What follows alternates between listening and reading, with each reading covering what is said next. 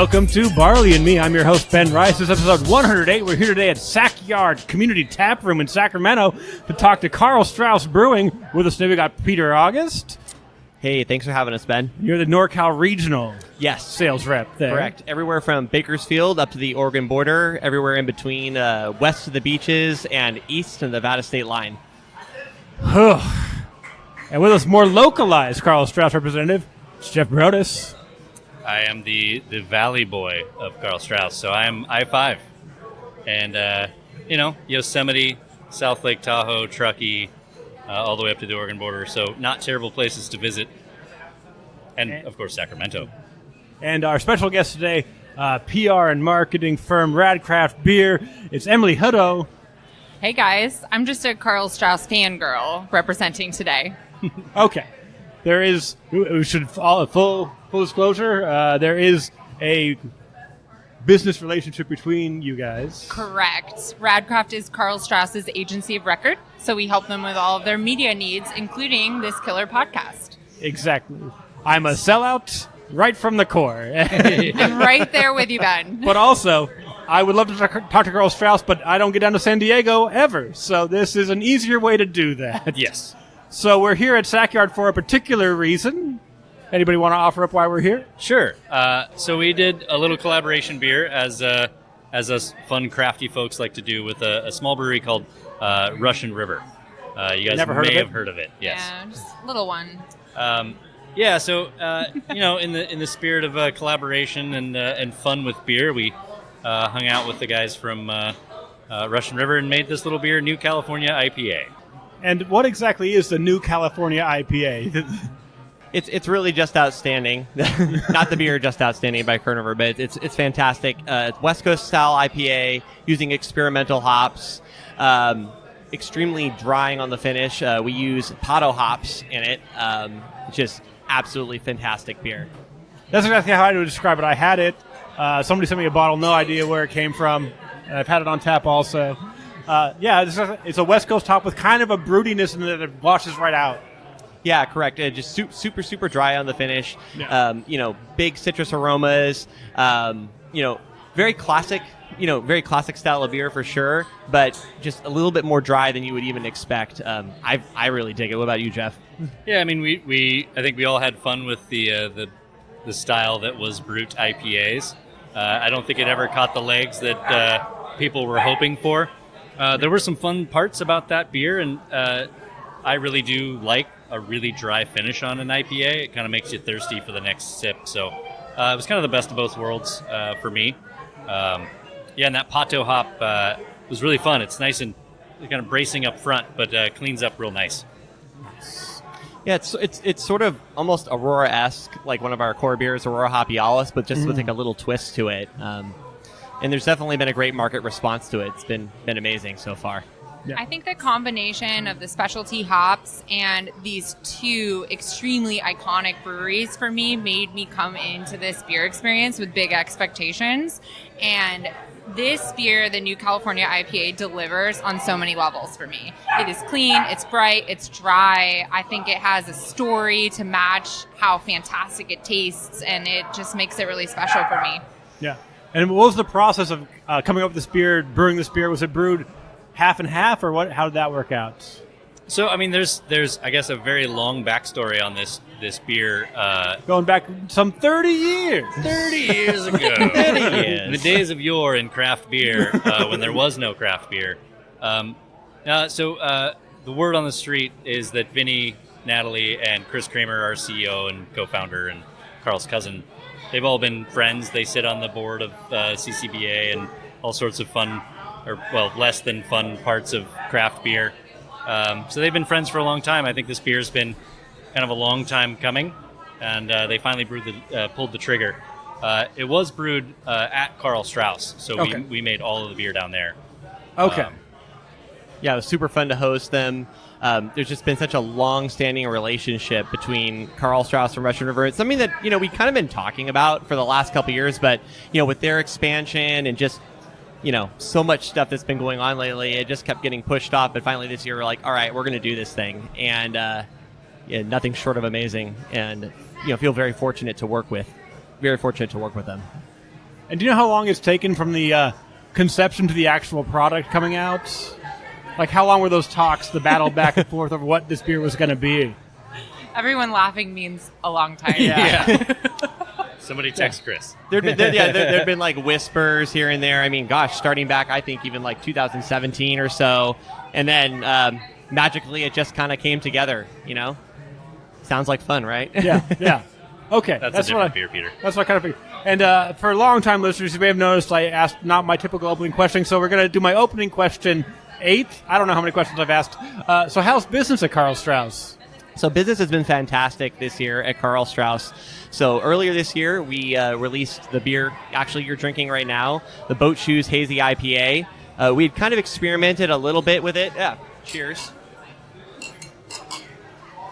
We had experimented with it a little bit last year for San Francisco Beer Week, and we had it just in the San Francisco market, and it got such a great response there in our pubs, and we were like, all right, this is something that we need to have full time. So we released it in February, and every single month since then, it's grown in distribution and volume, both on and off premise. So that's certainly been fantastic. We're growing with our other core brands, Aurora Hopialis, our San Diego style IPA, Red Trolley, our Irish style red ale that was actually originally our Christmas beer back in 1995. Really? Because beer wasn't that color then. Yeah. and it's crazy for a beer. Let's see, doing math on my fingers here. I guess that's 24 years ago. Yeah. And it still grows every single year for us. It's quite incredible. So yeah, that beer is continuing to grow. And then we're also done some great collaborations. We did one for San Francisco Beer Week this year with Drake's. We did a hazy IPA. Sacramento Beer Week, we did an IPA with Strata hops called Into the Stratosphere with Device Brewing Company. We released that for Sac Beer Week. Yeah. We also did one with New Realm, Mitch Steele, formerly of Stone Brewing Company. The title of that beer, or the name of that beer, was Sounds Like Fun, Thanks. Literally, that was how the beer came to be. Like someone sent a text, and that's the response? Yeah. That's the can art, too, is the text thread between us and Mitch, apparently. Yeah, it's a little esoteric, which I love. So, that was fantastic India Pale Lager. And then... the one that we just released, New California IPA with Russian River. So we've been doing a lot on the collaboration front. Pretty exciting stuff. Yeah. Well, on the Drake's thing, that wasn't just a beer that we did for San Francisco Beer Week. It also just so happens that Drake's and Karl Strauss both turned 30 this year, which is kind of a huge deal in craft beer. It's okay. We're the OGs of San Diego. They are the original San Leandro beer. And coincidentally, one of my favorite pale ales, 1500. Yeah. So that beer was near and dear to my heart, I think. Yeah, for many years. Yeah. Like, I still see it some places that I have, like, a little bit of selection. I'm like, this 1500, I'm going to drink the 1500. Yeah. Yeah. And I kind of love, a couple years back, you guys won the Mid-Sized Brewery of the Year. Mm-hmm. Pretty cool. Pretty cool, yeah. Great company to be in, too. I mean, consider Firestone Walker had previously won that award. I think Sierra Nevada had also won that award. Also, Peter and I snuck up on stage that year, so that was fun. Nice work, guys. We were on the picture, yeah. One of my favorite things about that accolade is the fact that Karl is only distributing in the state of California. Yeah. A lot of breweries that win that award are nationally recognized, not that Karl isn't, but recognized because they distribute in other states. And so I think that was one of the most exciting things for me about Mid-Sized Brewery of the Year is that this is a brewing company that exclusively serves its neighborhood and was still able to earn that wonderful accolade. Yeah, and longtime listeners may know Jeff made a brief appearance at the Art of Beer a couple years back where everyone was shocked to find out that Karl Strauss does not distribute out of California. Yeah. It's like a shock. Yeah, people are always super surprised about that because, we've been around 30 years and a lot of breweries who have been around as long. Well, there's not that many breweries that have been around as long as us, but other breweries that have been around as long as us are distributed in multiple states. But, we have a saying, we like to go a mile deep, an inch wide. And that distribution model has certainly worked very well for us. Yeah. And I remember I've been drinking beer for a while. And I've always liked your guys' beer, but it was always kind of hard to find. Do you feel like that mid-sized brewery of the year kind of pushed you guys into being more widely accepted and more available in the market? Yeah, it definitely helped. It gave people something to talk about and ask about Karl Strauss beer. I think, oddly enough, one thing that really helped us was beer we had earlier, the Mosaic. Oh yeah. It's such a fun little beer. It's single hop, only Mosaic, but it's that beer that when we first came out with it, people were like other brewers were coming up and they're like, holy shit, this beer's really good. Everyone is smiling and nodding at this table right now. Mosaic was just such a fun. It was HBC blah blah blah blah numbers at the time, so it wasn't a recognized hop. It was just kind of like, let's see what you can do with this. And then that killer beer came out of it, and that was part of the metal run too, which kind of helped. Yeah. As we discussed off air, not a big fan of Mosaic hops. Love that Mosaic IPA. So good. Good. That's a bold statement, Ben. Yeah, I know. I'm a bold guy. It's definitely a difficult hop to use. I think that if you overuse it in the bittering process, it gets a little bit. Well, it kind of tastes like you're standing behind like a diesel motor or something. Yeah. It's really a testament. I mean, I wish I could take some credit for it, but it's really all the credit to our nothing brewers. To do with it. Yeah, absolutely nothing. But it's that really turned a lot of people's heads because it was so unlike a lot of the beers that Karl Strauss had been making previously. You know, we were really known for Red Trolley, our Wind and Sea Wheat, our Bavarian style Hefeweizen. That's a great example of a classic German style Hef. Just absolutely phenomenal. Our Tower 10. Great West Coast style IPA for sure. May she rest in peace. Yes.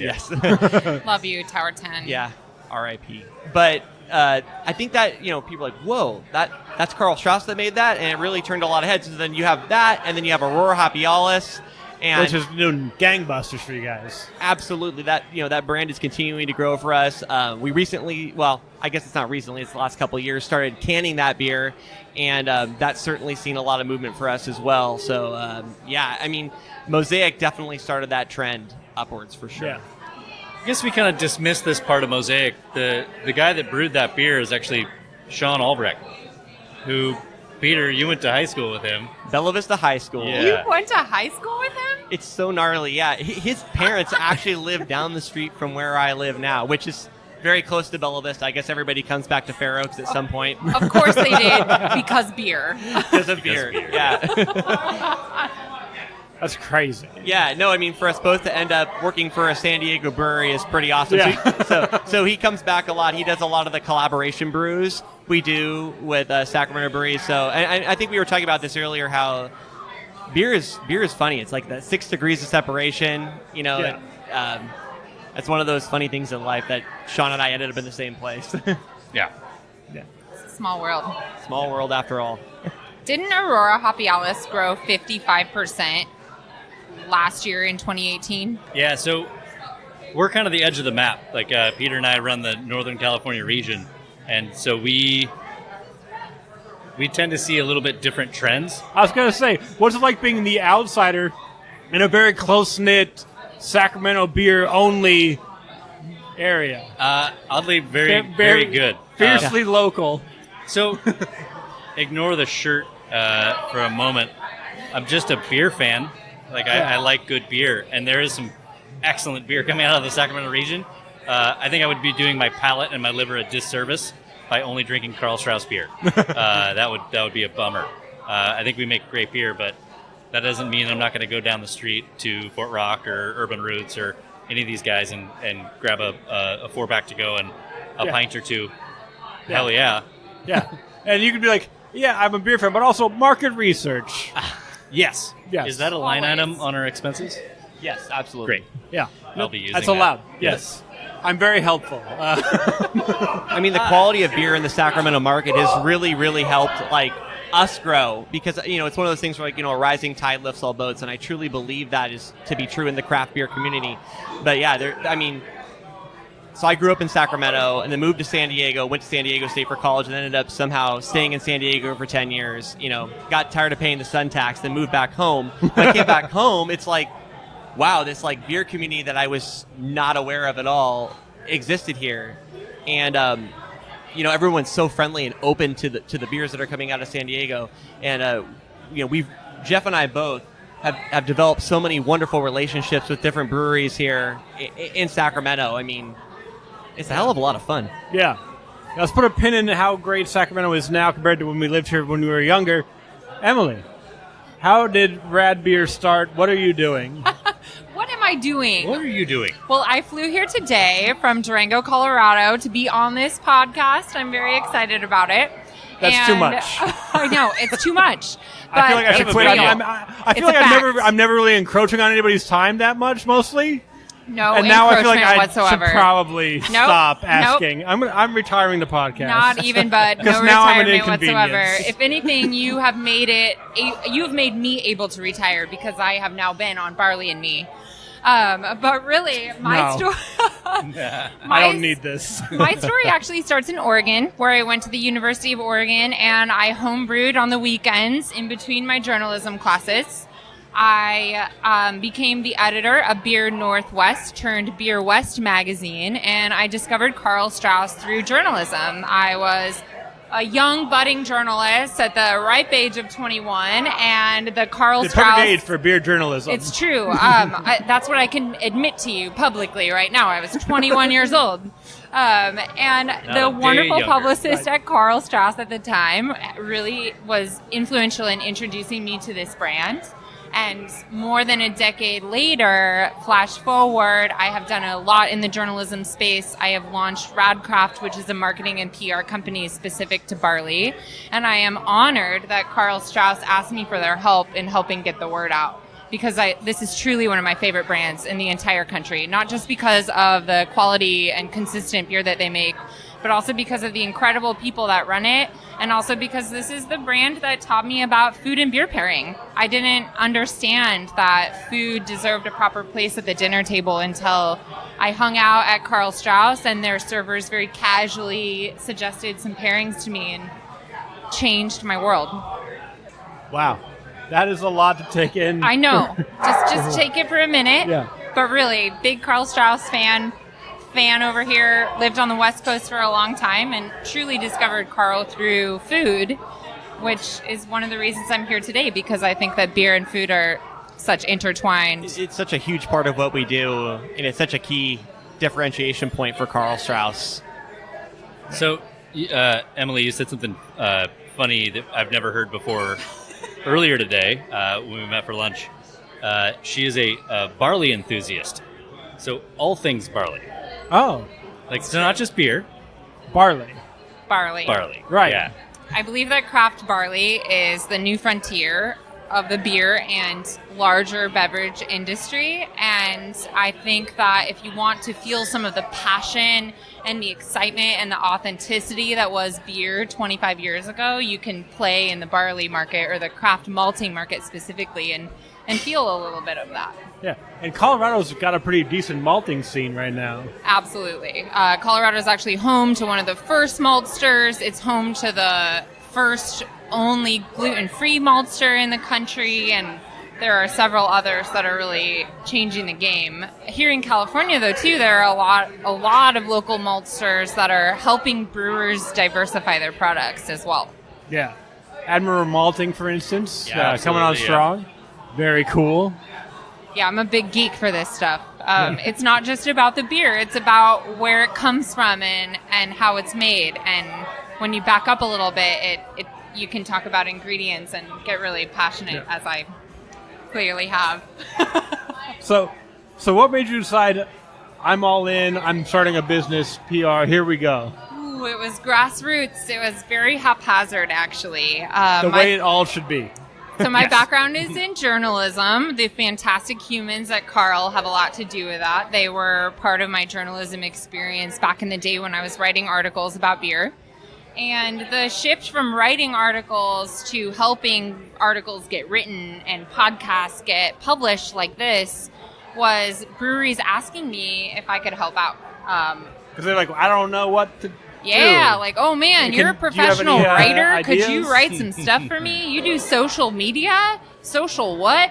And it was very organic in that sense. 7 years later, Radcraft is truly a communications company that's dedicated to barley, and we are so proud to have some of the partners like Karl that we have. But 7 years ago, when I started this, it was I didn't really have an elevator pitch. I knew I loved beer. I knew I had the skill set to be a writer, and I was a professional journalist at the time, and it all kind of came together. And you had connections. The connections came from me knocking on a lot of doors. That's how it works. Yeah, and begging to wash kegs or take a tour or just ask questions. A lot of cold calling. Yeah.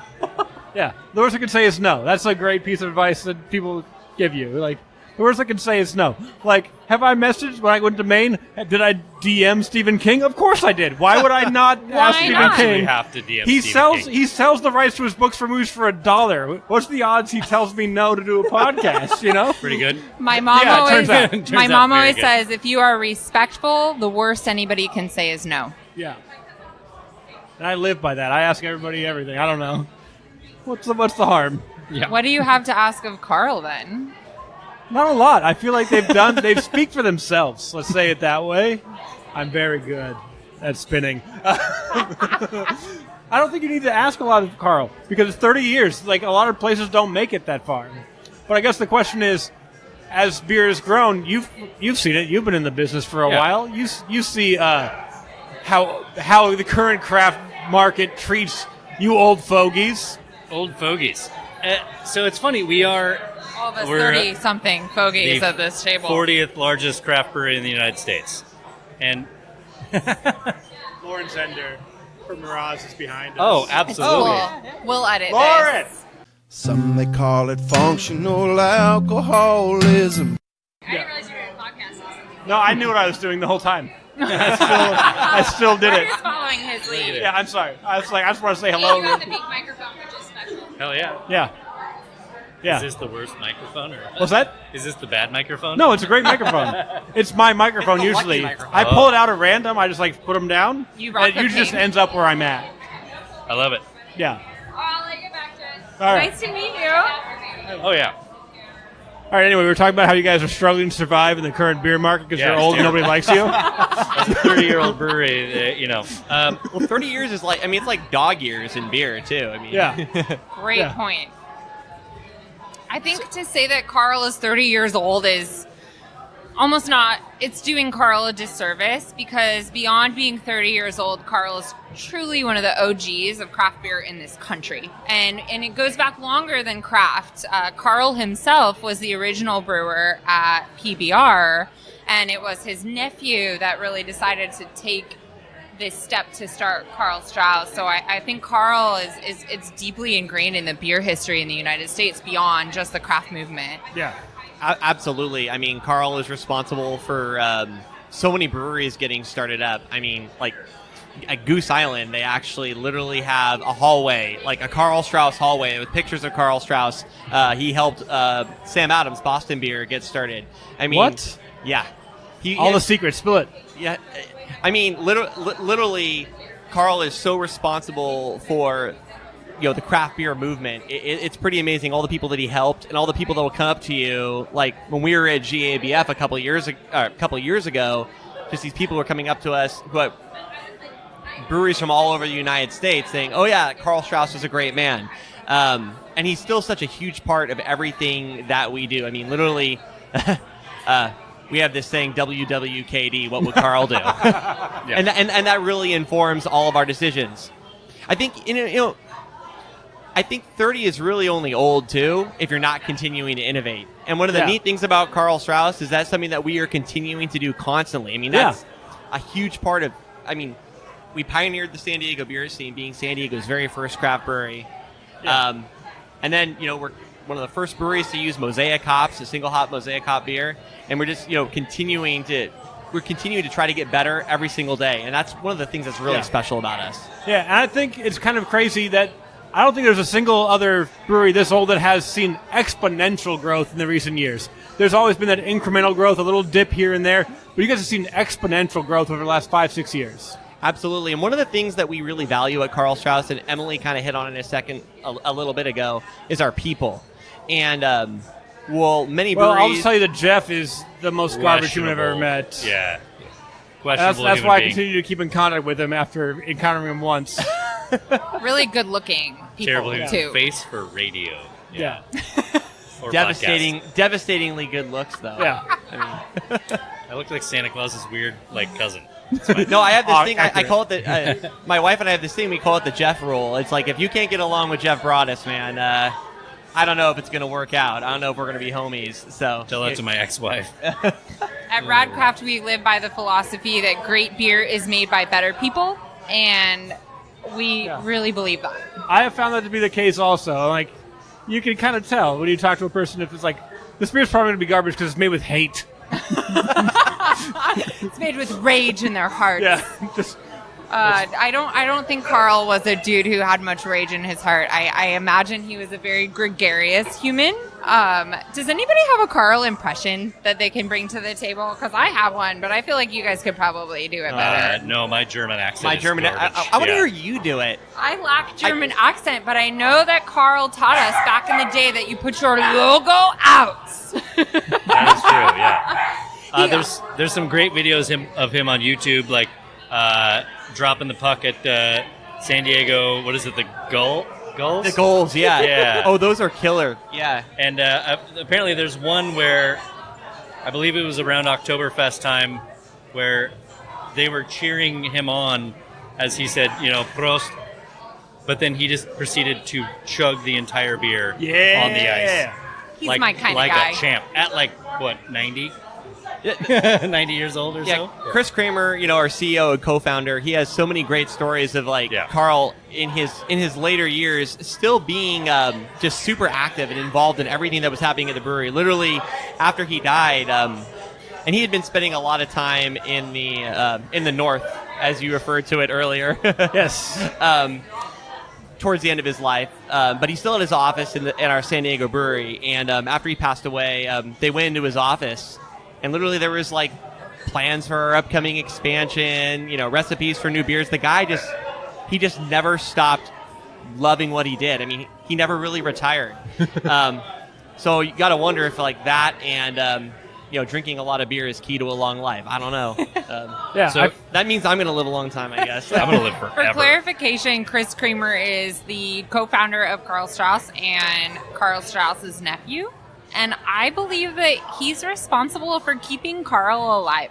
I really think that every time I see him, he mentions Karl, and it's a big part of how he runs his business. And I've never met Karl before. I unfortunately came into the fold after his time. But I feel like I know a tiny bit about him because Chris really does a good job of keeping him alive. Absolutely. So I guess the quick backstory on the history of Karl Strauss is he was born literally in a brewery in Minden, Germany. At the top floor of a brewery, the Feldschlossen Brewery. Left Germany in the late 30s because it seemed like a good idea at the time. And it turned out to be. Yeah, that was kind of a weird moment for not a good time to be there. People with the last name Strauss in Germany.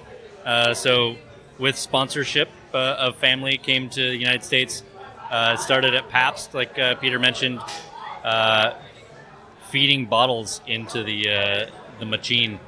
And then they figured out, we actually have a Bavarian brewmaster in our employ. This guy knows a thing or two. He knows how to make some beer. So he worked his way up, and he was actually the guy that reformulated Pabst to what we know and love today. Yeah. And say what you like about macro breweries. They're very good at making the same beer. And also say what you want about macro breweries. There's very few people who have done macro and micro. Fair, yeah, absolutely. Very few people have made that crossover in that fashion. And at that time too, I mean, the word craft beer didn't really exist, but kind of micro beer or smaller microbreweries or smaller breweries, it was synonymous with not very consistent or clean beer. Yeah. It really wasn't that great. Yeah. Large scale home brewing. Exactly. Yeah. So, I mean, what Karl was able to do was really take a lot of those, a lot of the stuff that he learned at Pabst in terms of quality and consistency, and pass it on to many breweries, including Karl Strauss. Yeah. Now, out of curiosity, just a bit of trivia, any relation to Levi Strauss? Do we know if that's the case? I would have a much cooler car if that was the case. I would not be driving a Transit Connect. All right, so no. That's a no? Yeah, we're doing a no? better clothes. Yeah, okay. Yeah. I'm just making sure because you guys are wearing Karl Strauss shirts, and I realized right now as I'm sitting here, I'm wearing the U.S. Strauss pants. This is a Dickies shirt. Which I'm yeah. cheap. I usually don't have these, so it's, I don't buy shirts anymore. and also I hate them, and I'm going to get rid of them. So there's no parallel there. Nope. I'm wearing a Karl Strauss Oh, shirt you're too, right. and it's Shit. the softest shirt You you blew will it. ever feel in your life. It's the new California IPA T-shirt, and seriously, feel it, Ben. Just touch the sleeve. That's pretty good. Is that the Real softest nice. T-shirt Want- you've you wanna ever feel my felt in shirt? your It's life? covered in sweat, but you can feel it. It's pretty good. The new California IPA T-shirts Oh, I are thought pretty it was rad. pearl snap. Just but it's, saying. it's buttons on the front. You got pearl snaps on the. Yeah, snaps on the side. Oh, all right. Yeah. Very cool. Pet yourself. I all do. day. This is one of my favorite shirts. I don't know. I don't fit it yet. I'm working on it. Fit it yet? Yeah, it's a goal. Yeah. Every once in a while, I like get up and like, oh, button's open. No reason for that. Well, it's not open when I sat down. It is open now. Beer is the reason. Pretty much. I feel like that's probably it. Yeah, it's funny. So I started in this world of beer as a merchandiser at a distributor. And I weighed like about 155 pounds at roughly 6'2". Yeah. Like best shape of my life. Met my wife in a beer Yep. cooler because I was like super ripped, throwing 1,000 cases Yeah. every place. Accidental six packs. That's what I had. Accidental six-packs, That's yeah. what I had when I was younger. Yeah. And then it turns out like when you cruise around and talk about beer and drink beer and also do beer dinners and things like that, like holy shit, you It gain a adds lot up. of weight. In the, Carl best of 15. ways. Yeah. The Carl 15, is that what it is? Yeah. Craft beer 15. Yeah. Yeah. Mine's like craft beer 80, and it's Mine's fine. 40, yeah. Yeah. I highly recommend getting a cattle dog, everyone. She will run your booty off. Yes. I have a cattle dog. Well, mix. Do you run with your cattle dog? No. She has a bum leg. Oh, She's a rescue. that's She different. came to us yeah. broken. We didn't do it. But yeah. A solid 45 minutes of throwing the ball in the living room is just tuckered out. So am I. One time I told a journalist from New York that the reason I stay in shape in the beer industry is because of my cattle dog, and she asked me if cattle dog was an exercise program. I kind of think she thought I said Kettlebell? kettlebells, maybe? Yeah. Fair. I rolled Yeah, with got it. I was like, it's a very rare kind of dog, and it's available in Colorado and probably not in New York. I wanted to make her feel good I don't about think the I would. kettlebells. I would feel okay with the cattle dog being in New York because they're so high energy. That's what like, I'm saying. cooped Girlfriend up needs and- a ranch. Yeah. Well, most of New York is pretty wide open. There's just one spot that's really terrible for them. Anyway. Those New Yorkers will stay in shape with their cattle All right. dogs. Peter, you've been noticing quiet on this dog issue. Where do you stand with dogs? So it's not that I'm not a dog lover. It's just, cats seem to come first in my household. So Okay. so I actually have 3 cats, all black cats. They were all rescues. 2 of them I got in San Diego. They were actually from Tijuana. There was a joint program called Animal Rescues Without Borders. Nice. Cats are one of my big passions in life. I'm a cat guy. Okay. Yeah, and people kind of look at you weird when you say that, but so they are truly the love of my life. They bite me and they scratch me, but it's all good.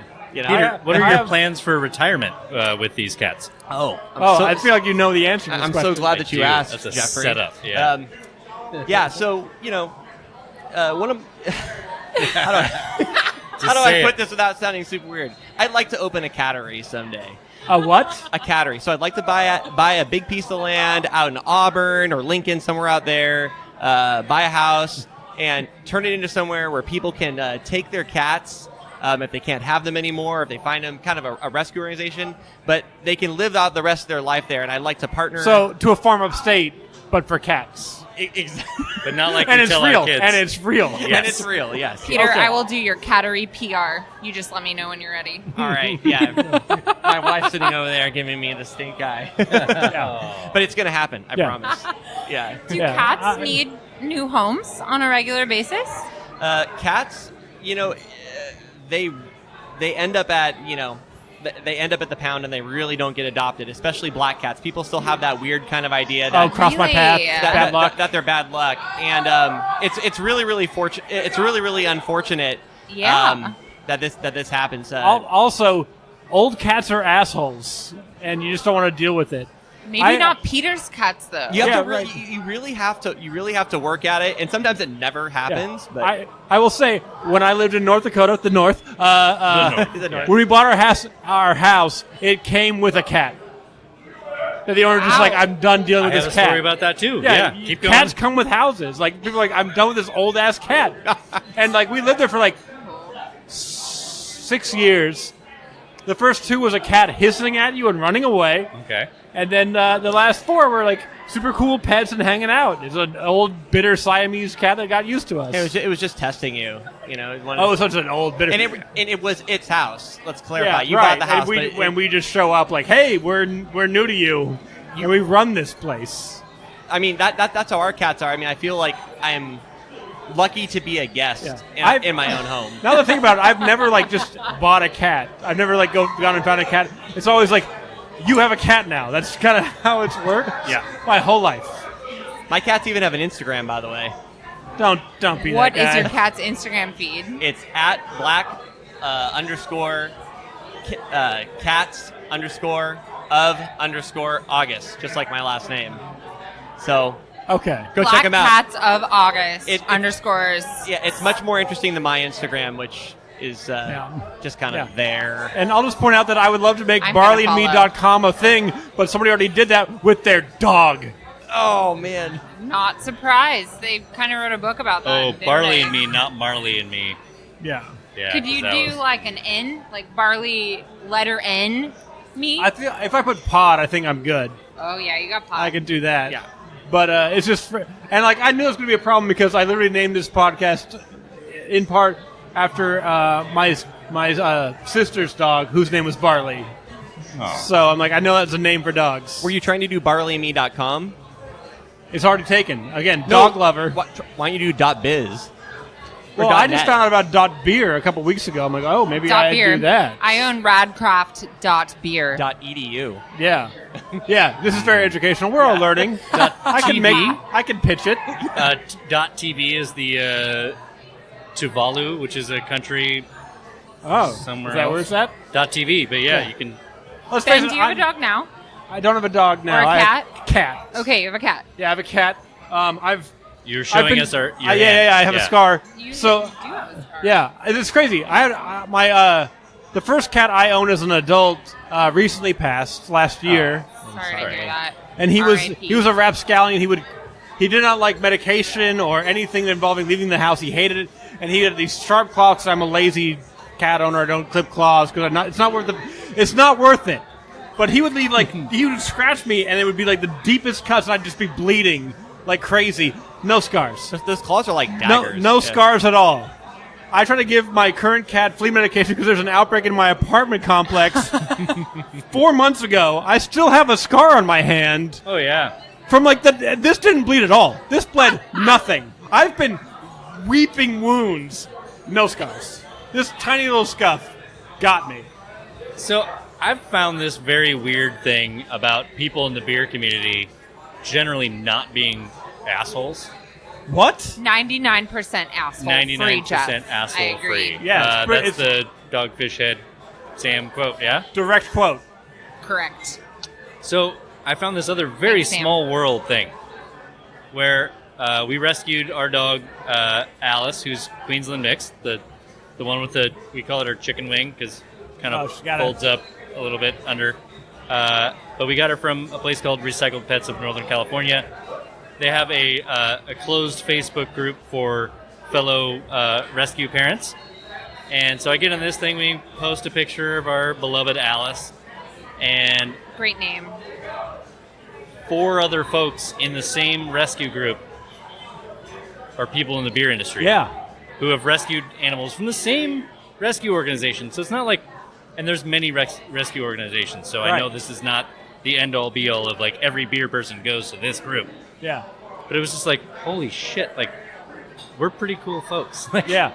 we like to rescue animals, drink good beer, and generally not be assholes. Like, Yeah, 99% of the Donating time. to You know charities, that all that sensation stuff. Where, yeah, charities, absolutely. Yeah. You meet a person and they're talking a lot about their pet, and you're kind of like, oh man, we're cool. Like, we're gonna, oh, you showed me a picture of your cat, you showed me a picture of your dog on your phone, we're gonna be cool. There's a certain sentiment Are about we doing it right now? the love of one's animals that I think is very synonymous with the love of one's craft beer consumption. Like, beer and animals seem to kind of go hand in hand. Beer, animals, and like music as well. We were kind of talking about this earlier, how so many folks who are involved in the beer community are also super passionate about music and the arts. I mean, how can you not be? You're a creator.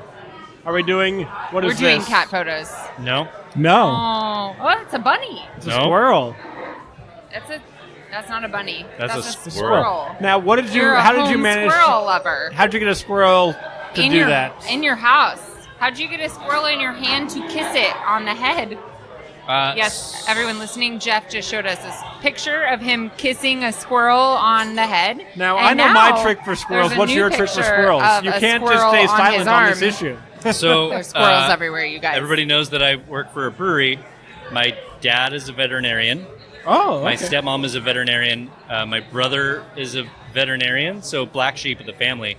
But we will rescue anything and everything, like owls that fell out of a tree, like all sorts of crazy stuff. So my sister sent a text to my wife and I.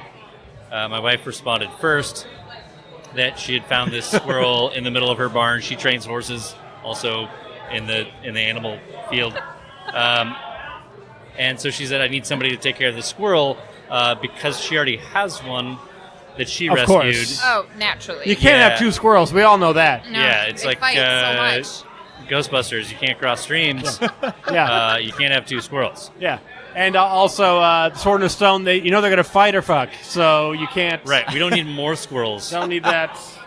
Ben also has his phone out. Are Yeah. you? Well, I please? thought we were all going to do pet pictures. Yeah, pet pictures. We're Come all on. throwing pet Do this pictures here. in. Yeah.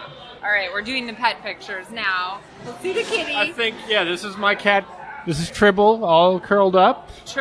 Tribble. With an EL. Tribble. Good. Like from Like Star the Trek. Star Trek Yeah, thing. yeah, Yeah. Oh, This is- I see. I was thinking triple like a I got this one from my Belgian-style stepsister triple. who became allergic to her. So that's That is what a I've fluffy got. cat. Super fucking cute. Okay, Ben has a very cute cat. Yeah. All right. Check out the Instagram at BarleyMePod. All right. It's beer and then also my cat. Yes. Yeah, perfect. And comedy shows, but All whatever. right. Peter has Black Cast of Yes, August that's- up. Yes. Very Looks majestic. evil, very much like Sabrina the Teenage Witch. That's big one time. of them. Which one? That's a different one. That's Vino. Okay. Oh, And this good one is name. Vista.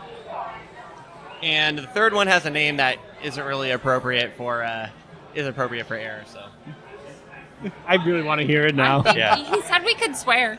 okay. So her name is Peeny. It's what? Peeny. Okay. Peeny. That's Tell fine. us why. That's Tell totally us fine. why. I don't know. She just kind of looks like that would be her name. I don't know. It's just kind of what came She's to a me, very you know? small cat. She's a very Yeah. small Man. cat, kind of like a teeny Teeny cat. teeny Teeny cat. Peeny.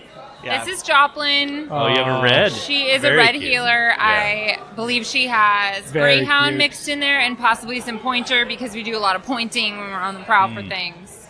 That's a great picture. Thank you. That's a great shot. That's It's majestic, as if you yeah. do social media for a living. Oh yeah, for social media for sure. Very majestic. Hashtag where's Joplin if anyone's looking for my dog on the internet. So my little Alice is we don't really know what she is. She's definitely Queensland mix, but Girlfriend's got healer for sure. Big time. Look at that coloring. so this picture is her curled up on a beanbag chair. She is the most spoiled dog. She's a little bean in a bean bag. In the She world. is so cute. Now, obviously, I'm going to require that you all send me pictures so I can use it for promotional purposes for a deeper understanding of this podcast. Everyone we need listening Obviously, wants we're to doing see that. The animals. Yeah. Totally. I'm not some kind of monster. I know also Pet Cell. It's 2019. The Yeah. public is going to demand to know All what these pets look on like. board. I also really need to meet all of these animals in person now. All Because at I'm the totally same that time. lady who wants to meet your pet before your other family members. So, like, yeah. can't, It it's seems crazy. like one of the requirements when people come up from San Diego to visit us, to go to events and things like that from San Diego, they the second question they ask, the first one is, where are we going to get food? Because, Yeah. priorities. Jeff, I'm starving. I'm starving. I need food. The second one is, can I meet the squirrel? That's that a good was my question. first question. Right.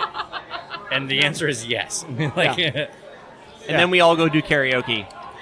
That's generally a requirement if you're a Karl Strauss team member from But San where do you go Diego. karaokeing now? My house. Nobody told me that. So private I'm ready. karaoke. We kind of just which drop is it on the you when you only hear way it. to Cowardly Ready. karaoke. What's your karaoke song? Kind of, yeah.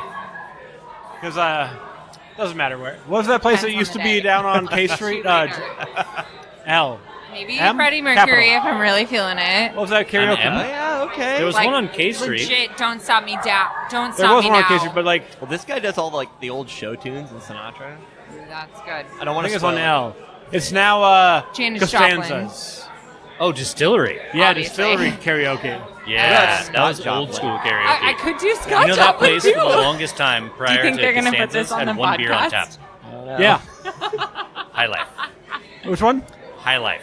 Yeah. Period. One beer. Yeah. All right, you guys, I think we should talk about Oktoberfest. Oh. It's August 29th. It is So close. time. It's For tasting Oktoberfest. mighty fine. And you're sitting here drinking We're a only Peter. 3.5 weeks away. I want to talk about it.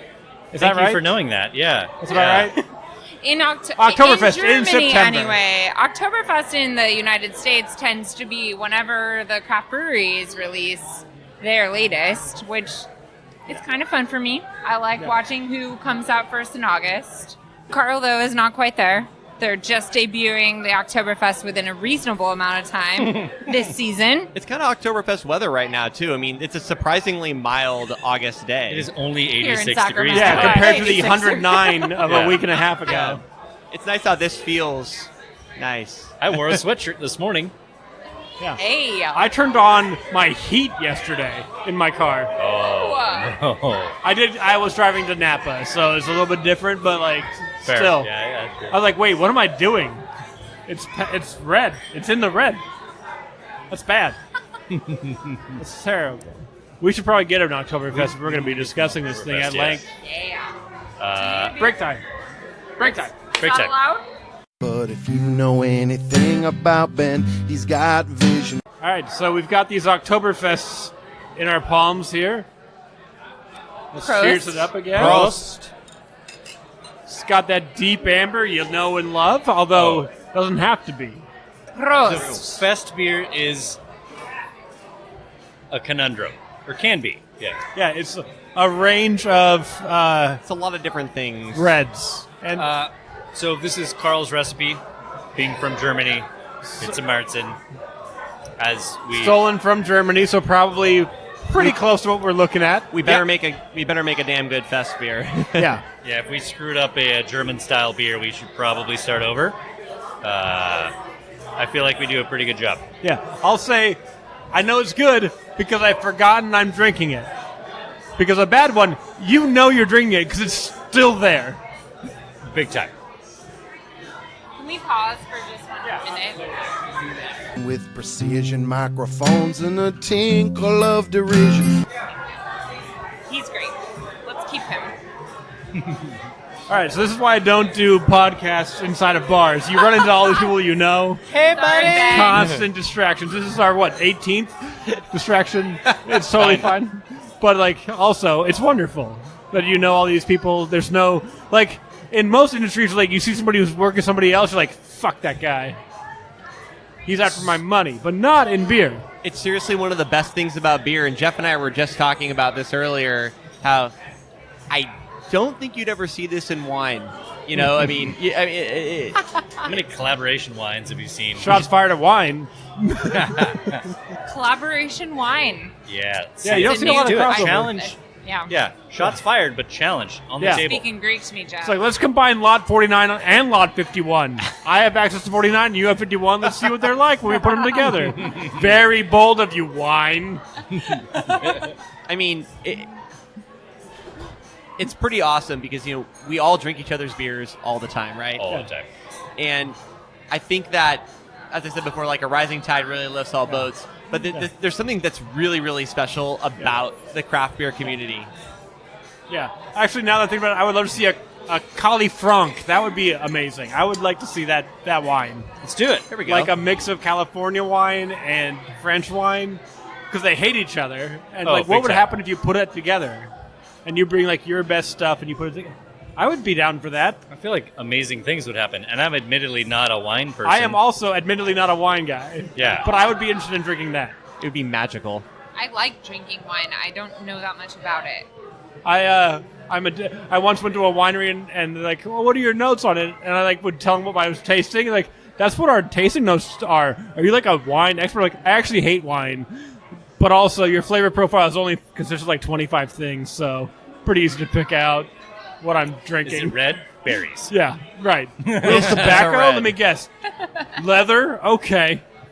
Yeah. Oh, it's yeah, I forget the words because it's been years, but I like. They're like, oh, you're like really like wine. I'm like, This no, I episode actually of hate Psalm. wine. Yeah. Extract synonyms from what they've already said. Yeah. Roll with it. Such a cheat.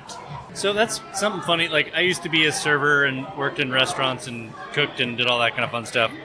And one thing that I found what I'm relatively good at is beer. But I would have a cheat sheet when I went table to table on wines of like, oh, this wine's this wine's this. But if it was down to the beer list, and this is many years ago when craft beer was kind of just getting going here in Sacramento, and it was like Green Flash Le Freak, which I still absolutely so adore good. that beer. Great beer. And like just all these like kind of weird like Duvel and kind of some mainstream beers now. Yeah. But, you know, The classic starter beers. The ones that 15, get you 20 into the years ago, weirder- the Saison DuPont or I blasphemy like Hennepin a little bit. Yeah, hell is great. Yeah. I'm not here to Great talk choice. trash That at was all. one of my first craft beers. Yeah. Mine That's- too. That's so $5 at lovely. the Regal Beagle in San Diego. Oh my god, that was awesome. I would So have a lovely. cheat sheet on wine notes, and then if somebody asked about a beer, I'm like, ha, here we go. What do Welcome you to my wanna wheelhouse. know? Yeah. And it wasn't that I was good at it, or I just gave a shit. Because you care. I You're cared. excited about Yeah. it. Wine's not exciting. You're like, it's a red. It's a Chardonnay. You've had a I'm Chardonnay? sure it's very exciting for This some one's folks. more I was buttery. just gonna say, This I one's think more for some acidic. people, Some very food tell exciting. you if it's more acidic, it's bad. Some would tell you if it's more acidic, it's good. And end of lists. Perfect. I think Done. that the terminology that we use to describe aromas and flavors, that can create a real barrier to entry for people. I mean, it's certainly what I've seen in the wine industry. It's like, well, is it okay that I'm tasting this? Is it okay that I'm so, you know, Yeah. you question And the yourself. answer is always yes. If it's your wine, Right? Yeah. totally fine to taste that here. Fair.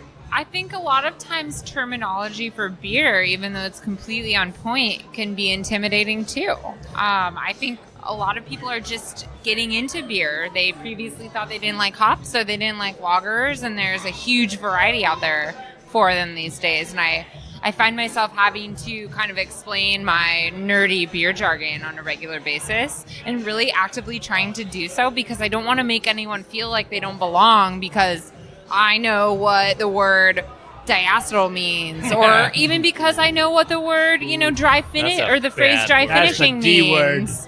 No matter what the phrase is, even if it's a little more commonplace for us, I think it's important to step back and be like, what is this person tasting? How do they feel about it?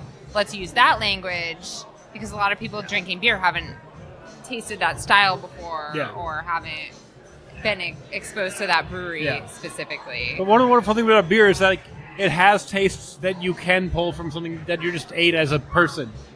Yeah. Food You know, flavors. who's chewing on leather and like smoking's bad, I so try not tobacco to. not really the best flavor profiles, Jerky maybe will yield Yeah. some of those profiles, but One thing that I otherwise- found, like, what I find really fun is taking beer aroma and flavor to, like, its basest, most comfortable Saturday morning cartoon flavors.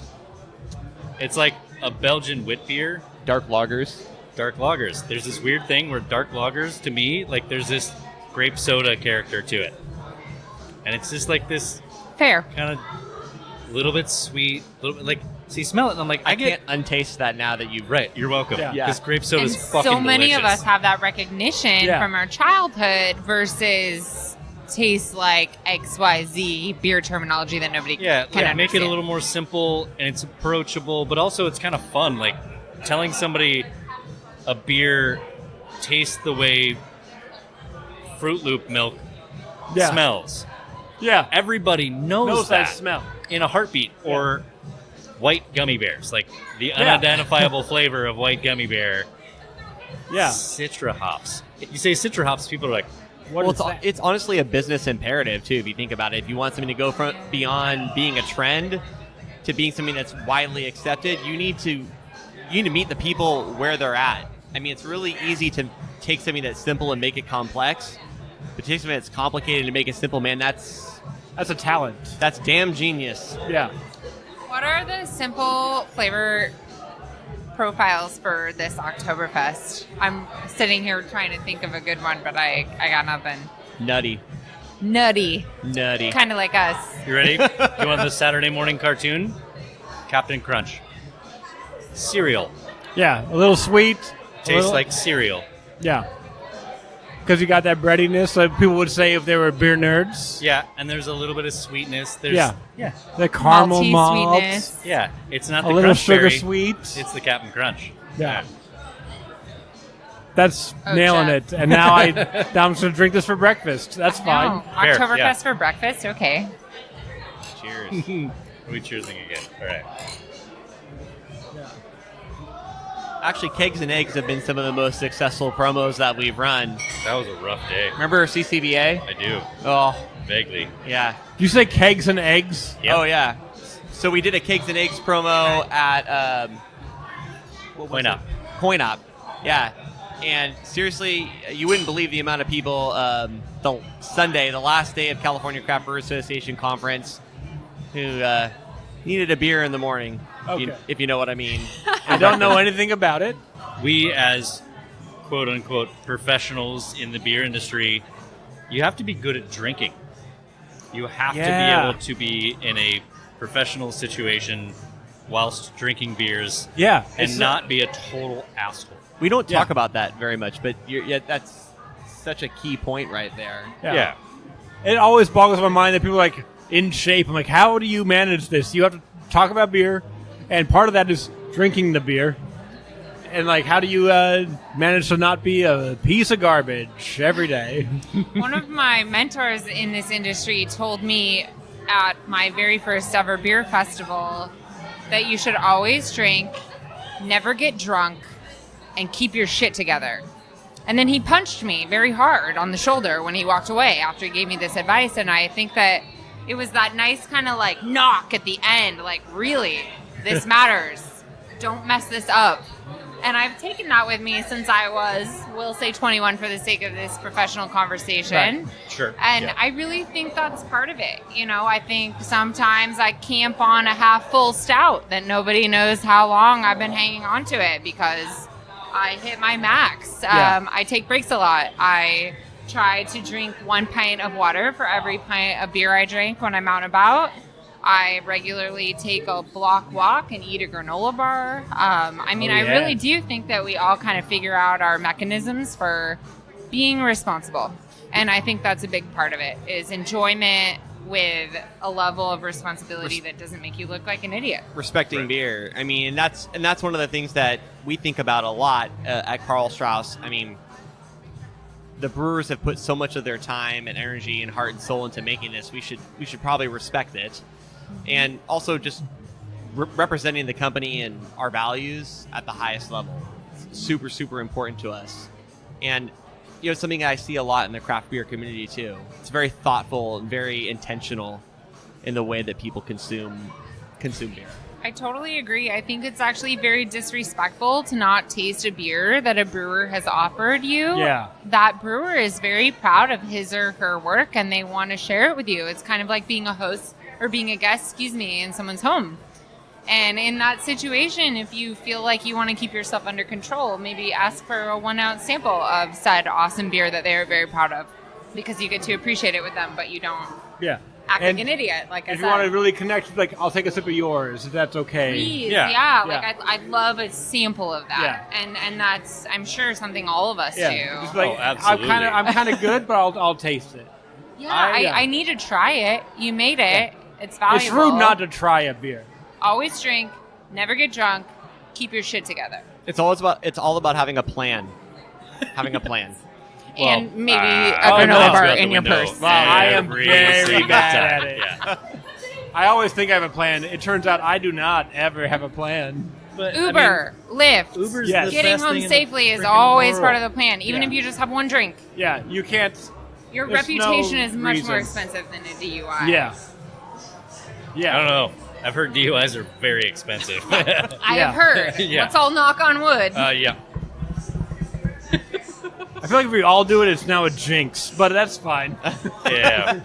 Nobody said anybody's name. We're cool. Yeah, it's fine. I'm walking to my next location. Pretty sure we've so said we're- all of our names multiple times Yeah, during this. yeah. Looking in a mirror, facing our realities, Yeah, of but who I we think are as people.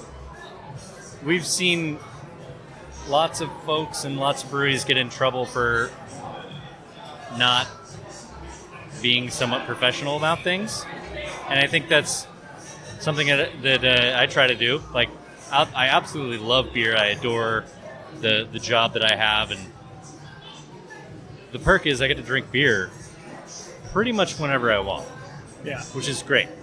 But kind of keeping that in check and making sure that I get home safe to the wife and Yeah. kids, and not hurting other people, but also as a representative of a company, like, you have to understand like where you put yourself in terms of that company. yeah, And you don't want to be the guy that's like falling down drunk. yeah. You can't be No. because it reflects poorly on you and the company. And the company, yeah. It's like this guy gets you beers that are so powerful you can't operate a vehicle. You make bad decisions. Now this guy's like lost an arm. Right. Yeah, it's a whole bunch of stuff. Wonderful, wonderful stuff. I'm glad we went down this road. Yeah. The more you know. Yeah. Dark So lane. I have two things I had to pin in this conversation, so I'm going to circle back to the easiest one. Jeff, I wanted to know how you managed to get a squirrel to be a social animal where people can be like, can I see the squirrel? And you're like, yeah, you can see that squirrel. Because I'll tell you, before you answer, I'll tell you my trick to getting squirrels to come and hang out. It is cheese puffs. Squirrels are used to being around humans. If you hand out a cheese puff, they will come and take it from you and nibble it in your presence. Gently. Yeah. Gingerly. Just Very, very, boop, thank you. They'll take a bite and then they'll small run off. bow. Yeah. Yeah. Quick bow. Very polite. They're very polite creatures. That's So- what I've known for like 20 years now. Squirrels and cheese puffs. If you want to befriend a squirrel, match made in heaven. yeah. They don't care about the residue on their paws. No, it's big. It's cheesy. It's delicious. I feel like my squirrel might be, she's a dainty lady. She does care about the residue on her paws. I gave her a Oh slice yeah, they clean it off. of tangerine, and the first thing she did, she picked it up, and then she put it in her mouth and kind of went, and I just did jazz hands for those of you listening. It's as if it's a podcast. Yeah, I just figured that out. Yeah, but she's very dainty. She doesn't like stuff on her hands. Well, yeah. So that's everything. How you get a squirrel is backstory, veterinary family, all that stuff. Right, Dr. Doolittling. Yeah. So my sister saw this little furry thing in the barn where she trains horses and riders. Sorry, I couldn't feature on this one randomly again. Like the other beer. Why not? Duncan, by the way. Jeff. Hey, Peter, with, one of the owners of Burning Barrel Brewing. You're about to hear what beer can be. It's time for Barley and Me.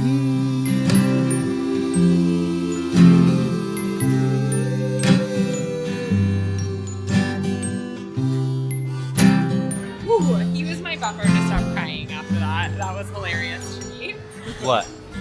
Squirrels, like, With the like residue? just doing jazz hands with their Cheetos. Cheeto fingers, dude. They're like I car have dealers. Like moment. I'm out, I'm done.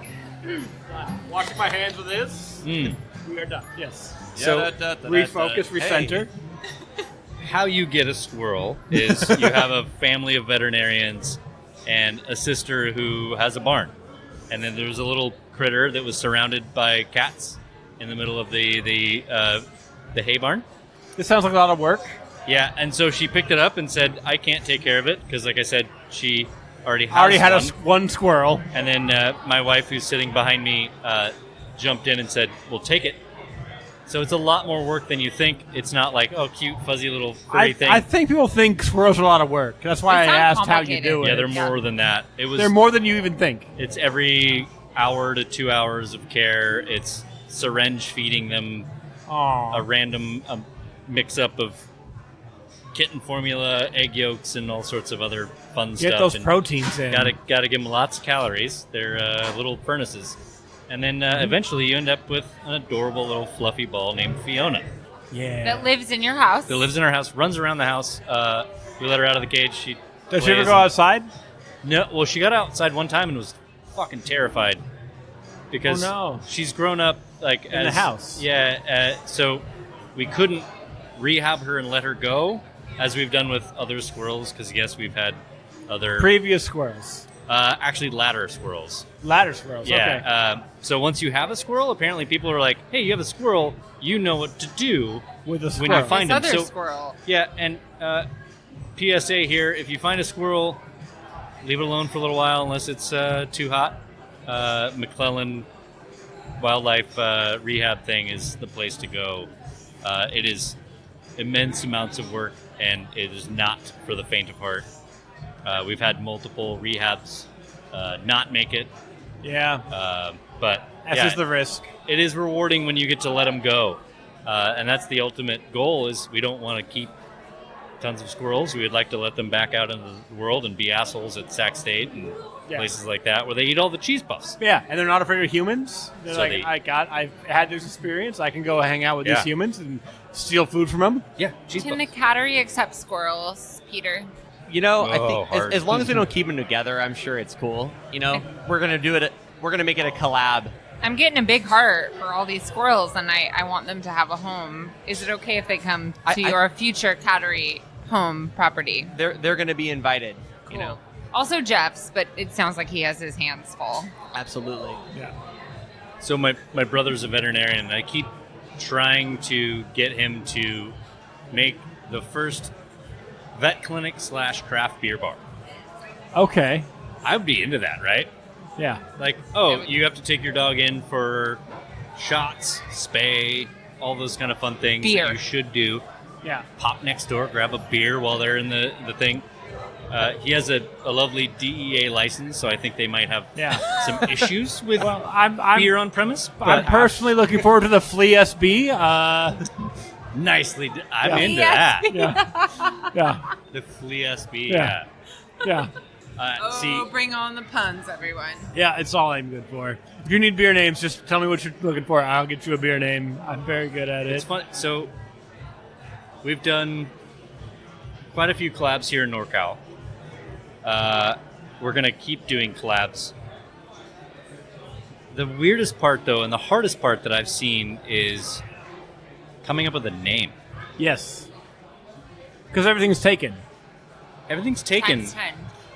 or it's wildly inappropriate. Yes. Well, Unsaleable. I know exactly what you're referencing. Is that when we did our red IPA with Knee Deep, The Red Stapler. man, that's what we ended up with, Red Stapler. But there were a lot of different names that were thrown out. It's really hard, though, because They were there is, certainly not PG rated. but everything's taken.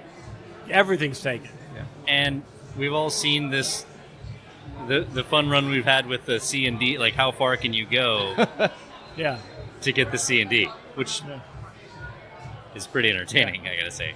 I think the best beer I ever came up with that didn't get made, I was talking to a brewery up in Oregon that was in a lawsuit battle with their city over licensing rights. Look it up. You'll figure it out. Just go back. You'll figure it out.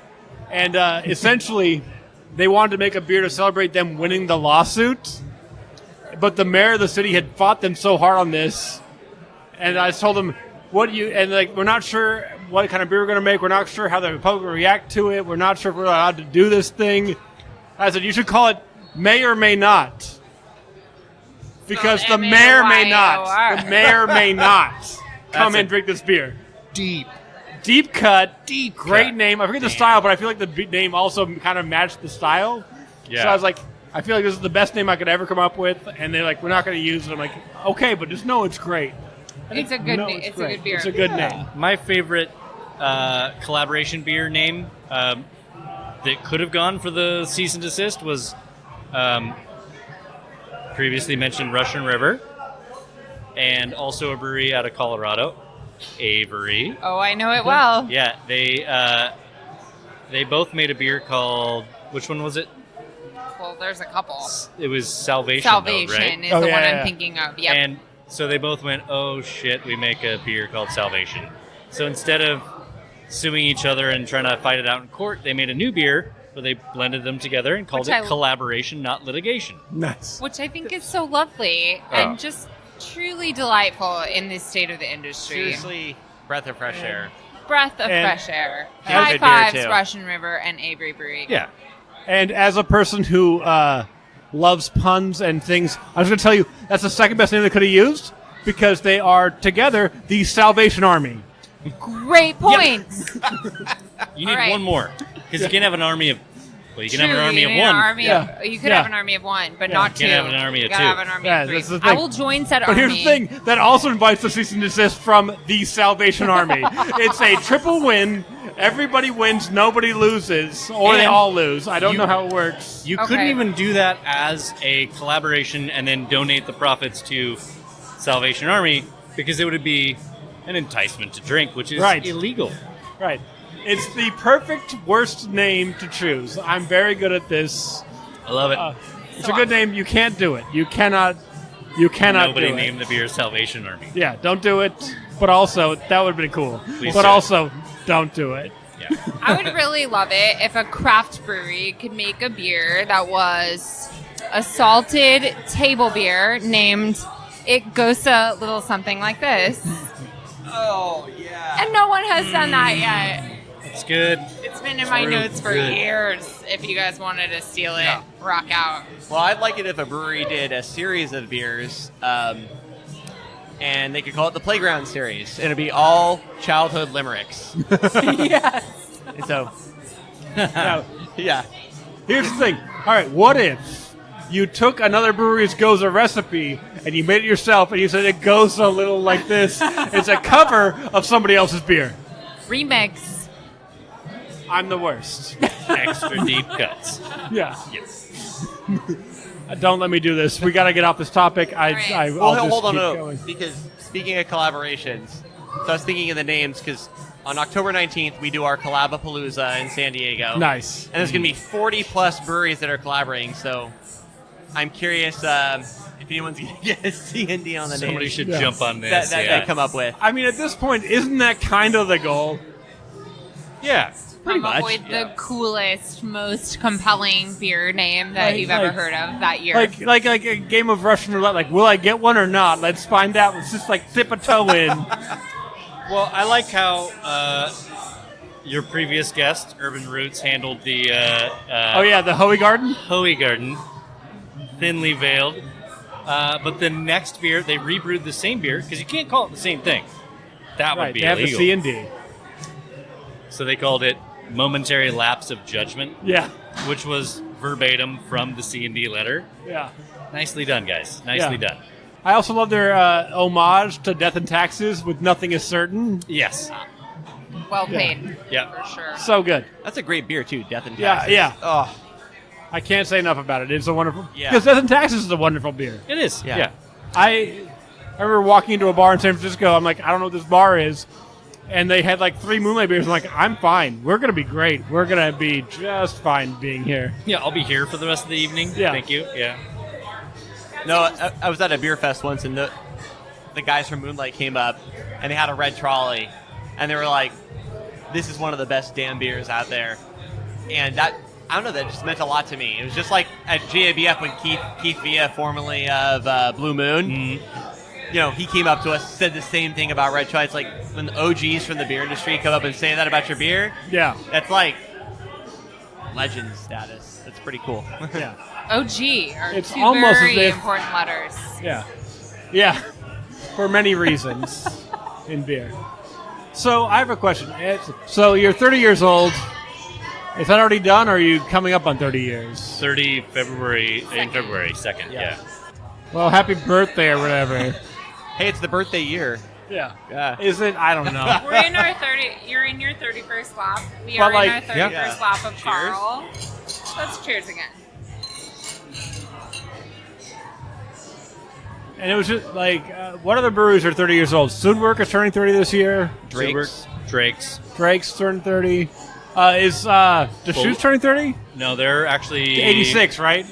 87. 87, you're right. The I class thought- of 87 beer that they did years ago. I was like, was that a 25th? That's my problem. I was like, was that a 25th or was it a 30th? I couldn't remember. And that's my own fault, and I'll Boulevard edit that is out. 30. Mad River, Now I can't. Yeah, Boulevard, Mad River. North Coast, or are they 87? No. I don't know. North Coast?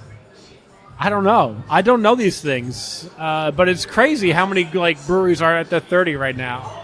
Like the 25 to 33-ish, it's nuts. It's a, Kind of impressive. It's yeah. a veritable who's who of beer.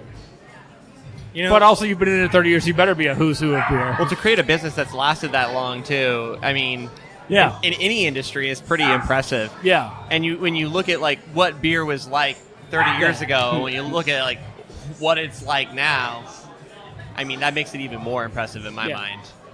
Did you know that one of Karl's intentions is to be a 100-year company? Great. I think you guys are going to be fine. to that point, like, we've been through a lot of changes in the craft movement. Have you? Starting it in San Diego was apparently a bit of a hurdle. Uh-huh. Chris has got some great stories about how that went, and I'm glad he was in charge of it and I wasn't, because that seemed like a lot of work that they went through. Seeing where craft, or at that point microbrews, Yeah. went, and then into this new world where it's a new beer every day that are Yeah. released. And how do you sustain a regional brewery, which is what we would like to stay, I think, for the foreseeable future. No need to expand to a bunch of states and stuff like that. Like, let's stay a regional brewery, make really great beer, and make sure that we can take care of it all the way to the end user, because shipping beer across country is A, expensive, B, you have to hopefully hire somebody to work that market to make sure the beer gets out, but also, does that market need that beer? Right. I've had some very good eye-opening experiences, honestly, in the in Seattle area and in Portland and stuff like that, where I go and I'm hanging out with a bunch of friends. They know that I work for beer. They go into the bar and they buy me ex-San Diego brewery IPA, and they're like, "Oh, I got you the San Diego beer," and I'm like, "Oh, great!" And as soon as I pour that in the glass, because it's not draft, it's bottle typically in Seattle, and it's old. Yeah. And it's no fault of that brewery that... Nobody buys I got- bottles at a bar. Right. But the other thing is, nobody needs San Diego beer in Seattle. Right. How do you penetrate that market in the current beer climate where Don't. everything's so focused on what's nearby? In my opinion, don't. Right. They don't need it. They don't. There's exceptional beer there that's made down the street or regionally close where it's taken care of. And I feel like it's Well, you better Kind have of a lot of money to burn if you're going to do something like that. Yeah. I mean, really, to go outside of your home market, you're And, looking. and you are going to set it on fire. Historically speaking, the last 5 years, if you're going to expand in that rate, you are setting your money on fire. Absolutely. I mean, and look, like, if you can't afford to put your own people in the market, I mean, you can't just expect, your wholesaler to go out and sell all your beer for you based on your name alone. I mean, that just doesn't work anymore. Doesn't happen Their anymore. books are way too large. It's not fair. So you better be willing to really heavily invest in the market, put people, marketing dollars out there. I don't think that most breweries are going to be able to do that. I mean, look, the idea of being a national brewery now, I mean, what breweries are truly national breweries that we can speak to? Lagunitas, Sierra Nevada, and the Big Three, and you're done. End of list. Yeah. Yep. End of list. And Hard what do they stop. all have in common? They're not new, and they got in early. Convert beers. Was that? Convert beers. They changed a lot of our opinions about beer, and they're widely available, but who's actually reaching for them at the bar these days? And I mean no offense to these brands, and I should reach for them more that because gateway.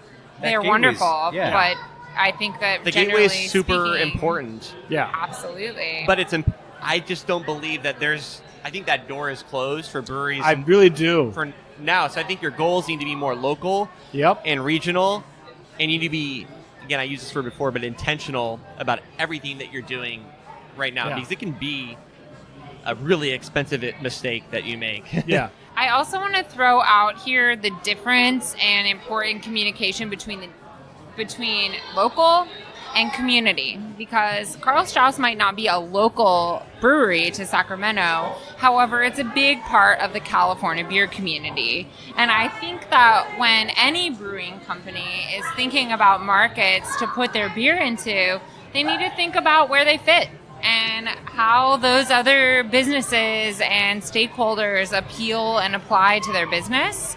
And if it makes sense, then it's a good fit. But I really think we need to start thinking about the difference between local and community, not only because of where the beer is made and how they integrate, or how the breweries integrate in communities, but also because of this whole idea about local given ingredients. You know, I'm not trying to call anyone out, but a lot of us order our ingredients from Europe. Right. And therefore, what's really local in terms of how you made it, I don't know. The But water. Yeah, The but if water. you're ingrained in your community and you are a part of more than just making beer and selling it, which Karl Strauss and so many other cool brands that distribute over state lines are, then that makes sense to me. So, you know, community versus local is a big conversation in my head on a regular basis. Well, Jeff, yeah, we were talking about this earlier, and you had a really good quote from Thomas Keller. This is a very loose quote It's a good quote, though. from Thomas Keller on the Masterclass, Daily Bob, where you can learn from the experts of how to do their craft. So Thomas Keller, as a guy who used to quote cook for a living, living being relative Right. because the And pay ever was terrible. changing. Yeah, you know, he said in one of his things about the sourcing of ingredients, and it was, say you have a tomato farmer. If local to you is 50 miles away, you have a tomato farmer that's 49 miles away, and they use pesticides and just don't really give a crap, and they just produce beefsteak tomatoes by the bushel, which I think is the correct term for tomatoes, yeah? Yeah. Or you have the guy that's 51 miles away producing 10 different varieties of heirloom tomatoes, who gives a shit, cares about his product that he's putting out there. Why would you go to 49 when you could just go the extra couple miles and get the really high quality ingredients? Now, caveat to that, distance matters in beer. It does. It does. It takes time to get beer to the wholesaler. It takes time to get from the wholesaler to the retailer. So the further you get away from the source, the harder that is to deal with. Now, I'm a firm believer in regionality of breweries. I don't think that we need national breweries. I mean, I buy a crap load of Sierra Nevada and Deschutes. Like, I'm there. The Firestone Walker variety pack is the jam. I love Sierra it. Bring 'em Christmas over. beer. Yeah, right. I'm not opposed to those Props on things, the but table. we don't need more of those, right? They've got We it need covered. Regional breweries. Yeah. So beer styles that fit what that community is The looking local for. palate. Yeah, and I think Sacramento has embraced the San Diego style of beers really well and kind of run with it, and they do a great job brewing them now. And also kind of, in a big way, Sacramento pushed hazy before San Diego did. Yeah. So we were admittedly late to the game on the hazy beers. I feel like we were trying to get the right hazy beer out there, and I think we did. Boat Shoes is freaking awesome. Great. Yeah, Yeah. it's killer. I think it's And a good okay to name. be late to the party, too, if you're bringing something that is of the utmost quality. And, you know, beyond the talk of things that really don't have anything to do with beer, to be completely honest, I think quality needs to be of the utmost importance.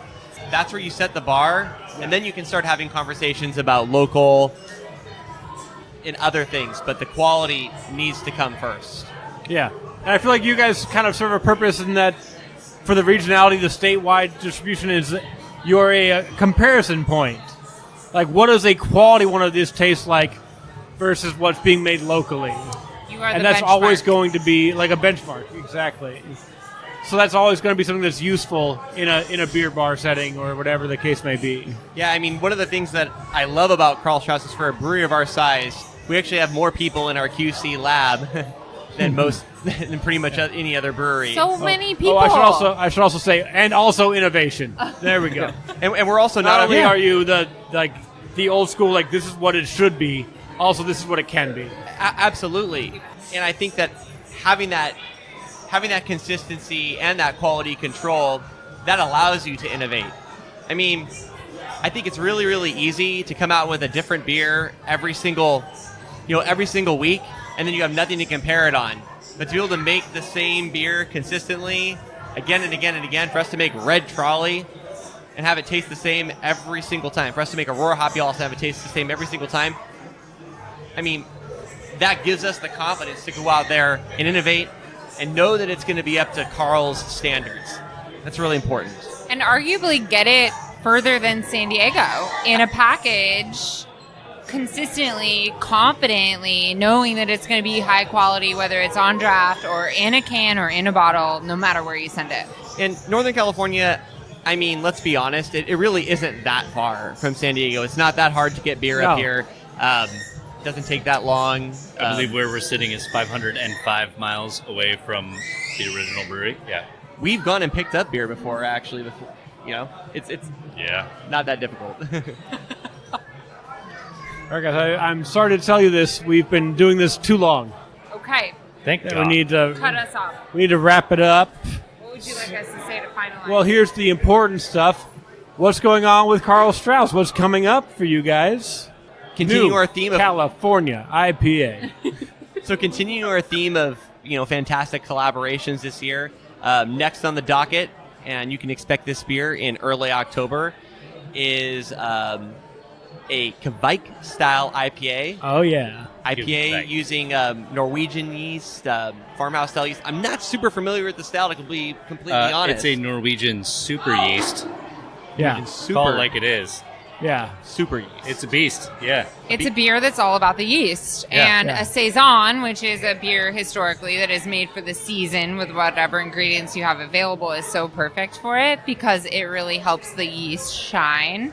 It allows you to kind of give the yeast the foreground of that photo, so to speak, whereas Starring role. the malt and Yeah. the hops take that background. Yeah. And And the collab is with AleSmith, which is another one of the San Diego OGs on for the sure. scene.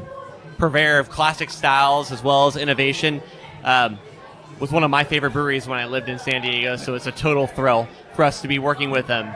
Yeah. And I guess the question is Kvik going to be the new hazy or another black IPA brewed IPA? Now, I will tell you, I love them, and I feel like they should be a new hazy, but also I love black IPAs and brewed IPAs, so I hate hazies. You're an anomaly, yeah. And I hate hazies, so I love the fact that black I love IPA. it is probably a Throwing problem. it out there. So the Kvike, though, is... Kvik is great. It's awesome. And it's I've had not- bad ones, though. High fives on We've pronunciation, had bad guys. of every style of Right, beer. but we've had bad of everything. Okay. All three. What happened? I Kvike, said high fives on pronunciation on that one. The Kvike. to Kvike. bite off Urban The Roots, yeast. like writing a Kvike. Did I say Kvik? You're welcome. I'm sorry. Peter and Rob, please take that, like writing a Kvike. Yeah. Right. Yeah. Exactly. You nailed it. Yeah, and that's how I remember. Did I really mispronounce it? Because I Everyone learned. pronounced it correctly. Okay, cool. Because I was like, no, I learned this from Kvike Dog, which is what they called theirs. Bike Dog called theirs Kvike Kvike Dog. Dog, yeah. Because why would you not? It's, no, I was actually you would impressed. I had to be- look it up a few weeks ago. You would have messed up. Yeah. You messed up. if did you that. fuck that did up, not just call get it out of Kvike Dog, business. Yeah. Yeah. Sage, do that.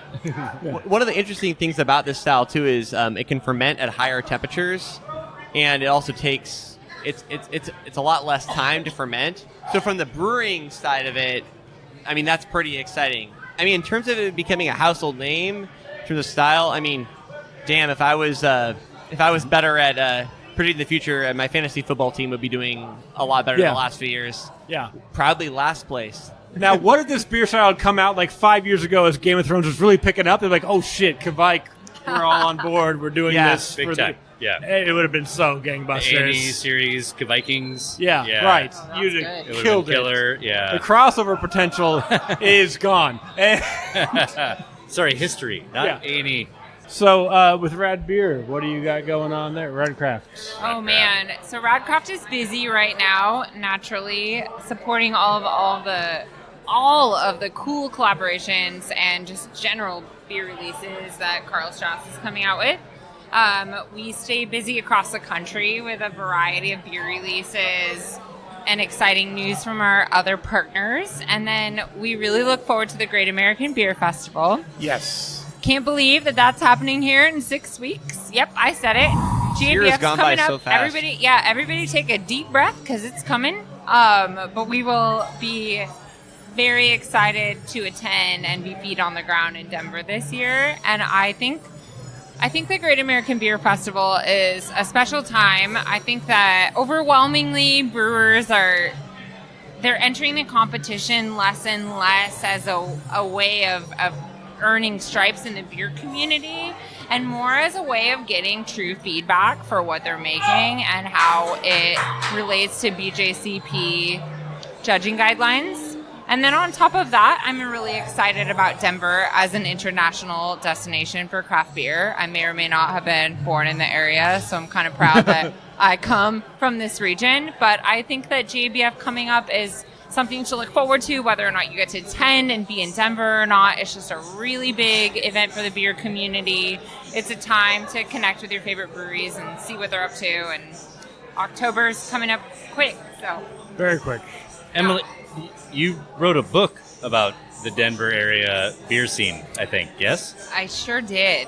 It's called Colorado's What Top is with these Brewers. episodes ending with some spoiler crazy new news that nobody's talked about? It's not. It's hardly news, my friend. It's Like lukewarm off the press. last episode, Robert was like, "Oh, by the way, I'm starting a new chicken place in 2 weeks." Whatever. Published in 2013. Soft It is opening. old Fried news. chicken place with sellings. You know, no big, No big deal. Yeah, I can't wait to try that, by the way. Oh, It's big old time. news. like food royalty and me, 2 weeks, whatever. New podcast, Food Royalty and Me. Yeah, Ben, are you Yeah. coming to JBF?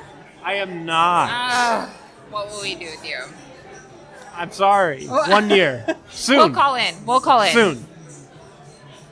Yeah, next year maybe. Another good thing to look forward to if you're a member of the beer community is the Craft Brewers Conference coming up in San Antonio next spring. If you are not attending the Great American Beer Festival, there is a high likelihood that you can catch Karl in Texas Road at trip. CBC. I'm in. And let's not shine over the CCBA. Well, I'm a little bit bummed that it's moved away from here in Sacramento. Yeah. And did you see the convention center? It's gone. Is it? It's gone. It's leveled. Totally it's down gutted. to ground. Really? Yeah. I was just down there like 3 weeks ago and I It's didn't gone. notice anything. Okay. Completely gone. So they can't have it there this Right. year because it's not there. So Long Beach. Yeah, I was very excited about going to Long Beach, and then I got this other opportunity. I'm not going to go, and I'm very sad. Yeah, well, Life is hard. Life happens. Yeah. Anyway, guys. Oh, I should probably ask this. Where can people find you guys on the internet if they want to learn more about Karl Strauss Brewing and Rad Craft Beer, which is a company and also the truth about craft beer?